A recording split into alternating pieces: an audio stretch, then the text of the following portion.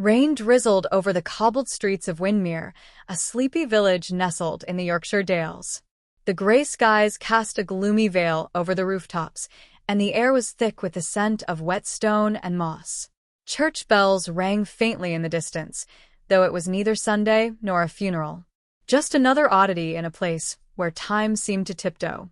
Beatrice Holloway, 13 and sharp-eyed, pressed her nose against the rain-smeared window of the old bookshop where she lived with her grandfather. The bell above the shop door hadn't rung all morning, which meant no customers, only silence and the persistent tolling from St. Ethelred's bell tower. "Grandad," she called over her shoulder. "Why are the bells ringing?" From behind a leaning stack of Dickens novels came a gravelly voice. "They ring when they shouldn't, lass. Always have. It's Windermere's way of warning." Beatrice turned, frowning. "Warning what?" He didn't answer, just closed the book he was reading with a soft thump and looked out the window. His eyes, usually twinkling with stories, were clouded with unease. That afternoon, Beatrice decided to walk up to St. Ethelred's. The tower loomed over the village like a sentinel, ancient and brooding. She passed ivy-covered walls, black iron fences, and garden gnomes peering through mist. At the church gates, she met a boy, a stranger, about her age. He had russet hair, damp from the rain, and wore a navy jumper 2 sizes too big. He watched the tower with the same wariness that had settled in her bones. "You hear them too," he said. She hesitated. "Everyone hears them." He shook his head. "Not like we do. We're not hearing the bells. We're being called." Beatrice blinked. "Who are you?" "I'm Theo. I just moved into the old vicarage. It started the moment we arrived." The tower door creaked open behind them. No one was there. They exchanged a glance, and despite the cold, a shiver passed between them. Something unseen had shifted. "Do you want to go in?" Theo asked. Beatrice hesitated. The sensible part of her said no. But her feet were already moving. Inside, the church was darker than it should have been. Candles flickered on their own, though there was no wind. The stone floor was cold, and each step echoed like footsteps following them. They climbed the spiral staircase to the bell tower, breath fogging in the air, the sound of the bells louder now. Closer. At the top, there were no ropes, no bell ringers. The great iron bells swung on their own. The sound was deep, not just heard, but felt in the bones. Suddenly, a mark began to glow beneath one of the bells. A sigil, carved into the stone, hidden for centuries. Theo touched it and gasped. A vision flashed in both their minds, a shadowy figure cloaked in mist, standing over Windermere, watching, waiting. Then the vision snapped away, and the bell fell silent. Beatrice staggered back. What was that? Theo didn't answer. His eyes were fixed on the sigil. "It's starting," he whispered. The rain had stopped, but Windermere felt no warmer. Beatrice and Theo walked in silence down the narrow path from St. Ethelred's, their shoes squelching in the damp earth. Neither spoke of the vision. The bell tower loomed behind them, quiet now, yet its silence felt more unsettling than the ringing. "Did you see him?" Beatrice asked at last. "The figure in the mist?" Theo nodded. "I saw more than that. I think it was here before. A long time ago." They stopped in front of the old vicarage. The house was wrapped in ivy, with arched windows like watching eyes. It looked as if it had never been lived in, though smoke curled faintly from the chimney. Inside, the house was oddly quiet. No ticking clocks. No humming appliances. Just the creak of the floorboards and the smell of damp books and candle wax. Theo led Beatrice to a dusty drawing room where a fire smoldered in the hearth. "My parents don't like to talk about Windermere," Theo said. "They won't even mention the bells." "Mine either," Beatrice replied. "Grandad says they've always been a warning." Theo pulled out a worn folder from beneath the coffee table. Inside were pages yellowed with age, maps, handwritten notes, newspaper clippings.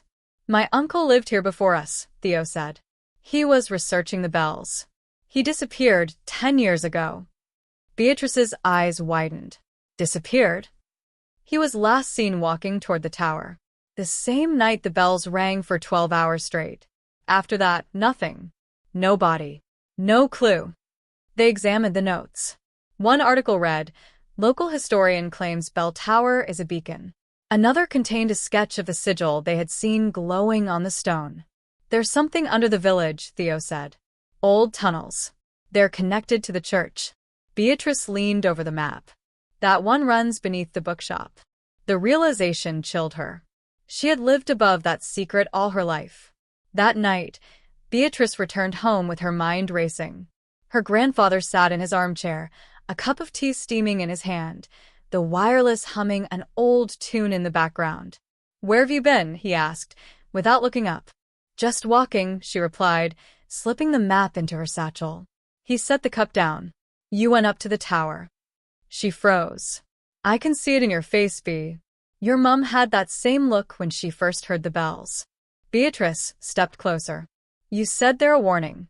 "They are," he said softly. "But not everyone hears them. Not like you. Not like your mother." Beatrice's heart pounded. What happened to her? His eyes met hers. She followed the sound. Into the tunnels. She never came back. The wireless crackled. The tune faded into static. Outside, the bells began to ring again, slow, deliberate, like a heart beating underground. That night, Beatrice couldn't sleep. The sound of the bells echoed in her head long after they had stopped ringing. Her grandfather had gone to bed early, leaving his walking stick by the fireplace, as if too weary to carry it upstairs. The map Theo had given her was spread out on her bedroom floor, its edges curled with age. She traced the lines with her finger. One tunnel ran directly beneath the bookshop, marked with a faded X. The same spot her bedroom sat above now. She pulled back the corner of her rug. The floorboards beneath were scratched and uneven. Her pulse quickened. Fetching her pocket torch, she knelt and ran her hand along the edges. One board creaked oddly beneath her touch. Loose. With quiet determination, she fetched a butter knife from the kitchen drawer and pried the board up. Beneath was a small hollow space, dry and coated in dust. Inside, wrapped in oilskin, was a bundle of parchment, hand-drawn maps, journal entries, even a photograph. The handwriting was the same as the notes in Theo's folder. "Uncle Jasper," she whispered. The photograph showed 3 people in front of the bell tower, a young boy with curly hair, a woman in a wool coat, and a man with sharp eyes and a reluctant smile. Theo's uncle, unmistakably. She flipped the photo over. Summer, 1994. The last time the bells called all 3 of us. She heard a soft knock at the window. Startled, Beatrice crawled over and peeked through the glass. It was Theo, soaked and shivering, clutching something in his arms. She unlocked the back door and let him in. "I found something," he said, placing a damp leather-bound book on the kitchen table. It was hidden behind the boiler in the vicarage cellar. "My uncle's journal." They sat cross-legged on the floor, reading by torchlight. October 11th, 1994. The bells rang tonight. 3 times. I followed the tunnel beneath the tower. Found the chamber. Something stirs. A shadow of Winmere's past. We were wrong to open it. The next entry was shorter. October 12th, 1994. If you're reading this, do not go alone. The sigil protects, but only for a time. Beatrice looked up. There's a chamber, underground, and a sigil that protects us. Maybe the one from the bell tower, Theo replied. The lights flickered. Then the wireless switched on by itself in the lounge, crackling with the same static as before. A voice whispered through the interference. "Winmere, remember." Beatrice stared at Theo. "Did you hear that?" He nodded. "We need to find that chamber. And we're not going alone." Theo approached the vicarage alone the next morning. The frost clung to the grass in brittle lace, and the air was quiet, too quiet for a place as old as Winmere. Even the birds seemed to be keeping their distance. St. Aldhelm's Church stood solemn at the edge of the village, its stone walls weathered and thick with ivy. The vicarage beside it was dark, curtains drawn, though smoke curled from the chimney. Beatrice had stayed behind to look through her grandfather's old maps. She was convinced there were more tunnels, more sigils hidden in plain sight. Theo found the well behind the vicarage, exactly where he remembered. Its crumbling stone mouth was partially hidden by a tangle of weeds, but the sigil was there, carved deep and clean on the side. He crouched, running his hand over it. The carving was newer than the stone, recent enough to raise questions. But as he leaned closer, he noticed something more unsettling. Scratches. Deep ones. Like something had clawed its way out. He stepped back quickly. A voice behind him broke the silence. "You're not supposed to be back here."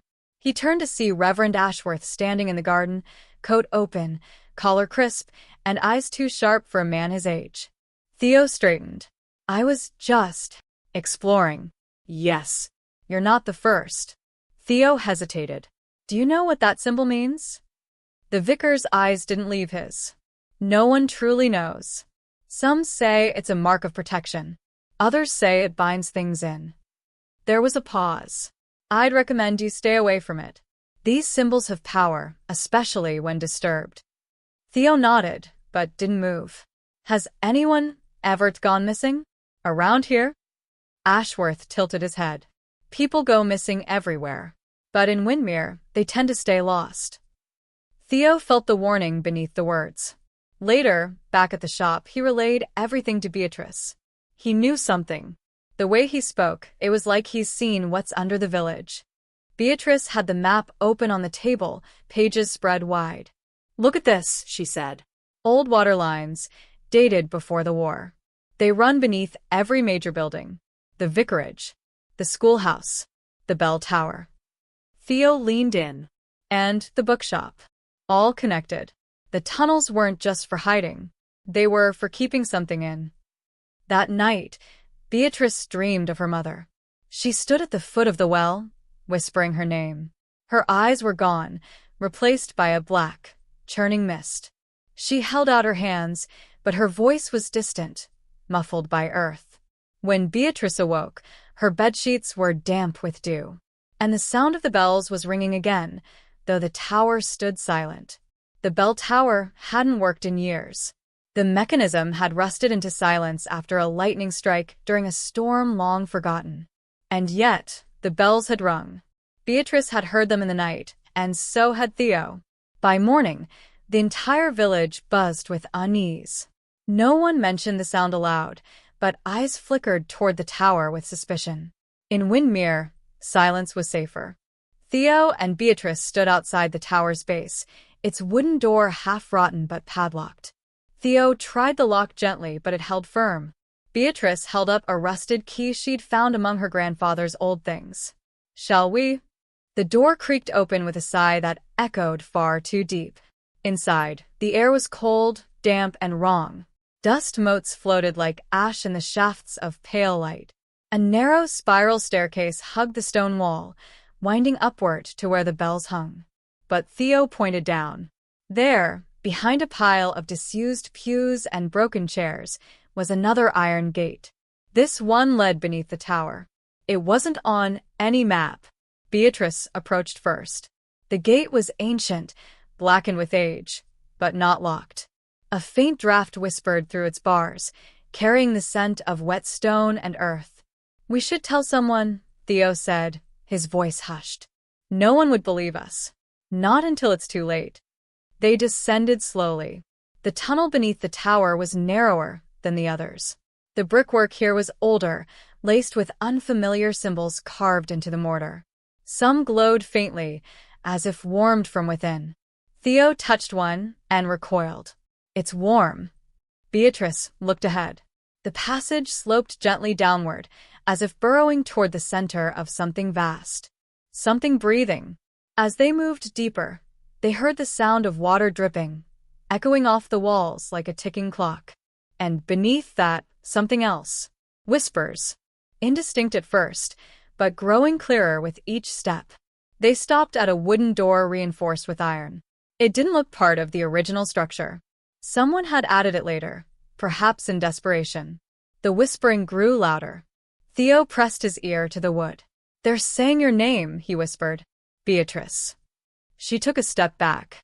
The door began to rattle softly, as if something on the other side had heard them too. The iron bolts trembled in their sockets. "We shouldn't be here," she said, her voice shaking. Suddenly, the light behind them flickered. Theo turned. At the far end of the tunnel stood a figure. Not moving, not speaking, just watching. They couldn't see its face. Only the outline of a woman in a long coat. The torch in Theo's hand dimmed again, sputtered, then went out. The whispers surged into their ears, overlapping, desperate, not in any one voice but many. Begging, chanting, warning. The door behind them groaned. They ran. They didn't look back. When they emerged into the daylight again, gasping, dirt-streaked, the bells above them were silent. But the whispers still clung to their minds. The storm came in just after nightfall. Not a natural storm. Windmere knew the difference. The rain fell straight and hard, but the wind circled the village like a prowling beast, howling with a purpose. Beatrice watched from her window, the candlelight flickering nervously across her face. Somewhere, faintly, she could still hear the whispers. She hadn't told Theo. Not all of it. Not about the dreams. Dreams of the tunnels twisting endlessly beneath the village, of the woman in the coat walking silently behind her, of a map made from scorched paper and black ink, tattooed onto the walls of the underground passages like veins beneath skin. The next morning, she found Theo at the library. He'd broken in. "Don't look at me like that," he said, holding up a cracked leather-bound volume. The archives were locked. "And I found something." He spread the book out on the table. Inside was a hand-drawn map of Windmere. But not the Windmere people lived in now. Older, smaller. And beneath it, fine, curling ink lines marked a network of tunnels. Theo pointed to one particular tunnel. "This leads to the old vicarage. The one that burned down in 1932. Look what's written beside it." Beatrice leaned in. In faded script were 2 words, "No return." They went there that afternoon. The vicarage had been reduced to nothing but blackened stone foundations and ivy-covered ruins. Most villagers avoided the place. They said it was cursed, that a priest had gone mad, lit the fire himself. No one spoke of what he'd seen. The cellar stairs were still intact, barely, covered in moss and slick with damp. Beatrice and Theo descended carefully, the light from their lantern dancing against the stone. The basement had once been a study. Scattered papers lay moldering in the corners, books reduced to pulp. But on the far wall, something caught Beatrice's eye. Charred markings. She scraped away the blackened surface with a gloved hand, revealing a section of the stone wall that had been carved. It was the map. The same tunnel system. But this time, each corridor had a symbol beside it. Theo reached out to touch one. The stone flared to life. Images burst across their minds. Memories that weren't theirs. Voices crying out.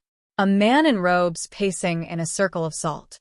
Screams echoing through walls that bled shadow. And then, silence. Beatrice staggered back. "It's not just a map. It's a warning." "The tunnels lead to something," Theo murmured. "Something beneath Windmere. And people have known. 4 generations." He picked up a piece of scorched paper lying near the wall. A single phrase was scrawled in ink. "She walks the paths at dusk. The ash-marked queen." A coldness settled in Beatrice's stomach. That was the name she'd heard in her dreams. As they left the ruins, a thin trail of smoke rose from the stones behind them, though there was no fire. And as they reached the road, they saw someone standing at the edge of the woods, just beyond the tree line. Still. Watching. Always the same woman. But this time, Beatrice saw her face. And it looked exactly like hers. The next morning, Windmere was quiet in a way that felt wrong. Even the birds seemed reluctant to sing. Beatrice sat at the kitchen table, hands wrapped around a mug of untouched tea. Theo paced the floor. "You saw her, didn't you?" he asked. "Properly this time." Beatrice nodded. "She looked like me." Theo stopped pacing. "Exactly like you?" Beatrice didn't answer. Instead, she pulled something from her coat pocket and placed it on the table. It was the scorched paper from the vicarage, the words still visible, "The ash-marked queen." They stared at it in silence until the clock struck noon. The bell in Windermere's chapel rang once. Just once. Beatrice frowned. It never rings at noon. Only on Sundays. And it's Thursday. They rushed to the chapel, feet crunching over frost-laced grass. The door was open. Inside, it was colder than the air outside. A single candle burned on the altar, though no one was there. On the wall behind it, someone had written in chalk, "It begins again." Theo turned to the bell tower. "We need to go up there." The stairs were narrow and wooden, creaking under their weight. When they reached the top, they found the bell intact, but bound with something strange. Ash-stained rope, tied in a series of loops and knots. In the center of the knotting was a symbol, a black spiral, surrounded by 7 tiny marks that looked like eyes. Beatrice reached out, and as her fingers brushed the rope, her ears filled with the sound of whispering. Thousands of voices, layered over each other, some crying, some laughing, some repeating her name again and again. She yanked her hand back. Theo stared at the bell's clapper. "There's something wedged in it." He pulled it free. A bundle of pages, bound in thin leather. They opened it carefully. It was a diary. Each entry was dated over 80 years ago. The name inside, Father Wickham. Beatrice flipped through the pages. Most of the entries were mundane village notes, weddings, funerals. But then, just after the fire at the vicarage, the writing changed. "I hear her in the walls. She walks beneath us. The Queen of Cinders. She wears the face of the one marked by dreams." I saw her reflection in the bell. The page was torn there. Beatrice closed the book slowly. "This isn't just a legend," she said. "The priest saw her. Others did too. She's tied to this village, to something underground." Theo looked out over Windermere from the tower window. Smoke curled faintly from several chimneys. Life, on the surface, continued. But beneath? "We need to go down into the tunnels," he said at last. Beatrice hesitated. "You saw what they did to the priest. To the vicarage. What if we wake something?" "It's already awake." The bell rang again, without being touched. Once. Twice. And then a third time. The ropes hadn't moved. And far below, echoing up from the stone floor of the chapel, came a laugh. Soft. Familiar. It was Beatrice's own voice. By the time they reached the old maintenance hatch behind Windermere's mill, the sun was beginning to set. A thin layer of frost had formed along the metal hinges. Theo crouched and tugged at the rusted latch until it groaned open, revealing a dark stairwell carved into the stone. Beatrice stared into the blackness. A breath of cold air drifted out, smelling faintly of ash and damp earth. "This is where the old smuggling tunnels begin," Theo said. "But they were sealed decades ago. Nobody's used them since the war." Beatrice lit a torch. "We're using them now." Step by step, they descended, the light from the torch casting long shadows along the walls. The air grew colder with every turn, until it was difficult to speak without seeing one's breath. The tunnels were narrow and ancient, carved from bedrock. Marks still etched the walls, symbols, names, even tally marks from someone who must have once counted their days here. About 100 feet in, they came to a fork. Theo paused. "Left leads toward the moors. Right goes under the village." Beatrice didn't hesitate. "We go right." The further in they went, the more the stone changed. Black veins streaked the walls, and the symbols etched there were no longer made by tools. They looked scorched into the rock itself. Then they heard it. The soft sound of weeping. Beatrice raised the torch. Shadows flickered along the walls. But the tunnel was empty, at least it appeared to be. Then they noticed the mural. A vast depiction, carved into the wall, showed a crowned figure kneeling in a pit of flame. Around her, smaller figures bowed, some in worship, others in terror. The Queen of Cinders. "She's not just a ghost," Theo murmured. "She was something else entirely." There was a sound behind them. A shuffle. They turned fast. A figure stood at the edge of the torchlight. Not the queen, but a man. His face gaunt, eyes wild. "Don't let her in," he hissed. Beatrice stepped forward. "Who are you?" The man backed away. "She's taken the bells. She walks in the smoke. Don't let her wear your face." He vanished into the dark before they could follow. Silence returned, until the wall beside them cracked. A tremor shook the tunnel. Dust rained down. Beatrice grabbed Theo's arm. "We need to move. Now." They ran, guided only by torchlight and instinct. The tunnel twisted and narrowed, and then opened suddenly into a circular chamber. In the center was a dais. Upon it lay a figure made of ash. Not stone. Not wax. Ash. She was motionless, but her chest rose with slow, labored breaths. Her face, though gray and cracked, was unmistakable. It was Beatrice. Theo staggered back. What is this?" The real Beatrice took a step closer, heart pounding. "She's sleeping." Above the dais, hanging by charred threads, were 7 bells, small, delicate, and each etched with a single mark: an eye, a flame, a hand, a crown. The final bell was blank. Beatrice looked up at it. Then the ash figure opened her eyes. The chamber shook, and above them, through layers of earth and stone, the chapel bell rang once more. The sound of the bell was distant, yet deafening in their ears. It came not just from above, but all around them, vibrating through the chamber walls. Dust cascaded from the ceiling as the bells above the dais began to sway, though no wind stirred.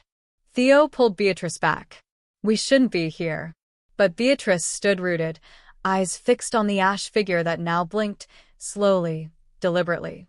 The figure's gaze was calm, ancient, a mirror of Beatrice, yet hollow, as if stripped of everything human. "She's me," Beatrice whispered. "Or I'm her." The ash figure exhaled, and with that breath, a whisper echoed through the chamber. "They made me to hold her in." Beatrice took a trembling step forward. "To hold who?"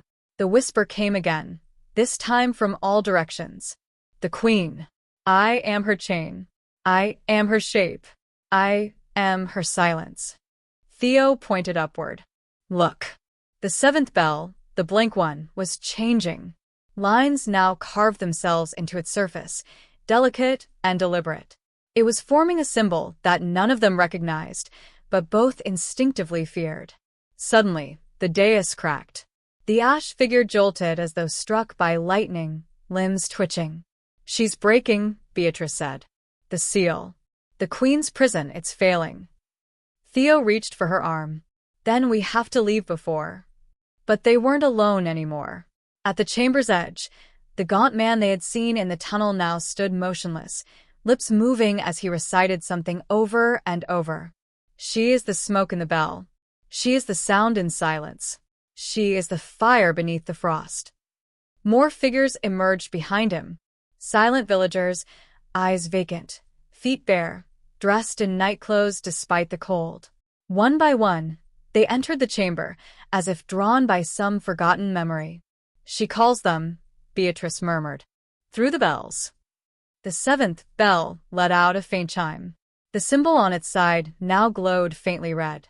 The ash figure tried to rise, but her body crumbled at the edges, turning to soot and falling in slow motion. Beatrice's heart pounded. If she awakens fully. Theo stepped between her and the dais. "Then Windmere will burn." But it was too late. The 7th bell rang. Not loudly. A single, soft, mournful note. And all around them, the air shifted. Cold one moment, blistering the next. The villagers moaned, heads tilted back. Then came the voice. It rolled through the chamber like a wave, pressing the breath from their lungs. A woman's voice, regal and cruel, both echo and flame. "I remember my name." The ash figure collapsed fully, and from its remains, smoke began to pour. Not rising, but flowing, across the ground, toward the villagers. Beatrice raised her hand. "No, don't let her in." But one by one, the villagers inhaled. Eyes turned black. Hands began to twitch and contort, as though learning their shape for the first time. Theo grabbed Beatrice. "We run. Now." But the smoke had reached them. It touched Beatrice's feet. She felt it like a memory, something old, buried deep in her bones. And inside her head, the voice whispered, "Daughter." She fell to her knees. The bell rang again, and the queen began to rise. The queen rose from the soot like a flame made flesh. Her form was not solid, not yet. A silhouette of black smoke and glinting fire, shaped like a woman but shifting with each breath. Her eyes burned with a deep red light, ancient and knowing. Beatrice couldn't move. Her limbs were numb, her thoughts scattered. She felt the queen's gaze pierce straight through her skin, into her mind. "You are mine," the voice said again, this time clearer. "You carry my blood. You remember me, even if you don't understand why." Theo crouched beside her, gripping her arm. B. "You've got to fight it." "I'm trying." Her voice cracked. "She's inside me." Around them, the villagers stood like statues, their eyes black and empty. The gaunt man stepped forward, bowing low before the queen's smoky form. "We welcome you back, Majesty." The queen did not acknowledge him. She focused only on Beatrice. "You were born in silence. You were shaped in the echo of my chains. You are the one who opens the gate." Theo shook his head. "She's not your gate. She's not your anything." But the queen extended her hand, and the air pulsed. Theo was flung backward across the chamber, hitting the stone wall hard. Beatrice screamed, but no sound came out. Then something stirred in her chest, a flicker of warmth, a spark against the cold shadow curling around her. She felt the weight in her coat pocket and reached inside. The bell pendant. It was glowing. The small iron bell, the one she had kept since the beginning, hummed with a soft, steady rhythm. A counterpoint to the queen's thundering presence. "You carry the old sound," the queen hissed. "That which kept me locked. A child's toy. A thing of pity." But Beatrice held the pendant up, and the glow intensified. The bell was not iron now. It was silver, then gold, then blinding white. "It's not a toy," she said, rising to her feet. "It's a memory. Yours. Mine.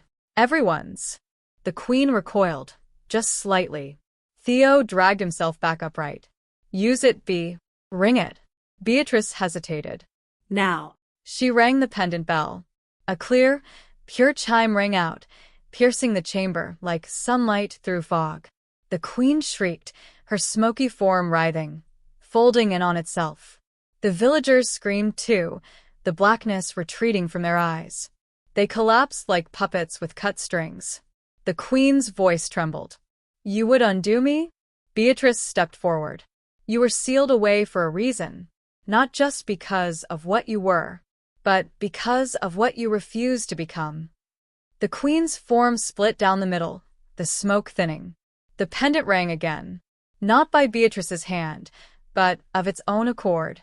And then the other bells joined in. One by one, the great bells above began to toll. Their music wasn't harsh, but harmonic, a melody of binding, of peace. The queen screamed.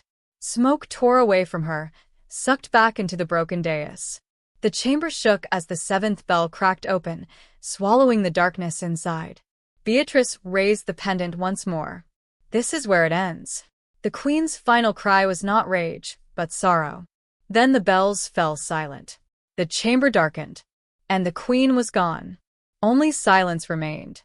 Theo rushed to Beatrice, catching her as she staggered. "You did it." "No," she whispered. "We did." The villagers began to stir. Confused, afraid, alive. Theo looked toward the dais. "Is it over?" Beatrice closed her hand around the pendant, now cool and dim. "For now." From above, the wind of Windmere howled faintly through the cracks.